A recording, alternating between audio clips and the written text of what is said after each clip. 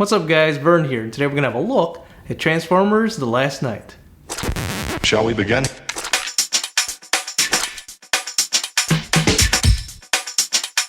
This movie series feels like an ex-girlfriend that for whatever reason, and you don't know why, you keep going back to her in hopes that things will get better, but you know it's not. It's not gonna get any better. End result's gonna be the same. You're just gonna break up again, and you're gonna be disappointed. Yeah, that's how this movie feels. How Michael Bay did that, I don't know, but he managed to simulate the feeling of breaking up, coming back, and breaking up all over again. You were forced to either be pulled in by nonsensical story, massive amount of explosions, or maybe something eye-catching. These are troubled times. Without leaders, chaos reigns. Two worlds colliding.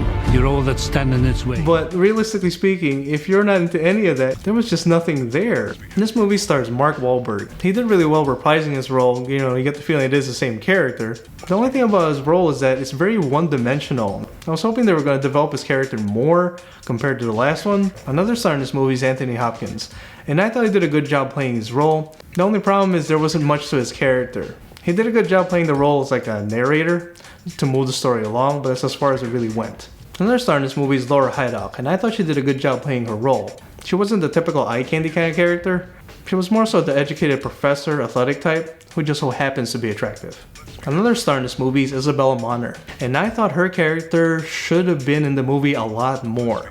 Her character is actually the most relatable, and for whatever reason, her character just shows up in the beginning and in the end. It's almost like they already recorded the movie, watched it over, said, there's not much to the story. We need one more character to fill in the gaps. I thought it was a missed opportunity not having her work with Mark Wahlberg's character more. And this is how the story goes. Optimus Prime in his entirety has been lost. For whatever reason, he's been missing. And he's been presumed dead. So the Autobots and the Decepticons are both considered by the government as enemies. And they're going after him throughout the movie. And it's up to Mark Wahlberg's character to defend them or hide them away. And while they're in hiding, something significant happens that threatens the world. It forces them to come out of hiding to make sure that everyone is safe again. Cinematography-wise, this movie plays around with your senses a lot. They had multiple locations, they had massive sets. The scaling was actually good in this one. If they had less explosions and more realistic type of scenarios, I thought it would have excelled. Soundtrack-wise, no. Pacing-wise, this movie was horrendous. Now, it was all over the place. If I were asked to watch this movie again, I'd say no. No. No. I compare this movie to like a flaming piece of poop that explodes. The best part about it is the explosion. Everything else, there's nothing really there other than the flaming poop. This movie series in its entirety, with the exception of the first one, deserves to be placed in a vault and never to be seen again. Or even better, place it in the Phantom Zone. You know, in Superman, just throw it into the Phantom Zone. Never to be seen again. All I can say is this movie series is finally over.